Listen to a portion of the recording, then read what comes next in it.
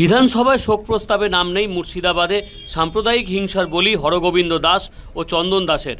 এরই প্রতিবাদে আজ বিধানসভার বাইরে নীরবতা পালন করল বিজেপি পরিষদীয় দল। তবে শোক প্রস্তাবে নাম নেই ইজাজ শেখেরও। এ নিয়ে সংকীর্ণ রাজনীতির অভিযোগ করলেন হুমায়ুন কবির।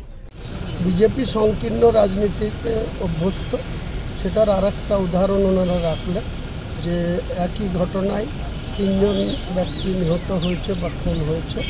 তো দুজনের জন্য তিনারা শোক প্রস্তাব করছেন পরিষদীয় দল থেকে, আর একজন সে শুধু মুসলিম বলে তার ক্ষেত্রে ওনাদের কোনো গুরুত্ব নেই। এটাই সংকীর্ণতার মস্ত বড় প্রমাণ। আজকে ভারতীয় জনতা পার্টি পরিষদীয় দলের পক্ষ থেকে বিরোধী দলনেতার অনুমতি এবং নির্দেশ মতো আমরা স্বর্গীয় শ্রী হরগোবিন্দ দাস এবং শ্রী চন্দন দাসের স্মৃতির প্রতি শ্রদ্ধা জ্ঞাপন করবার জন্য আমরা 1 মিনিট নীরবতা এখানে পালন করব।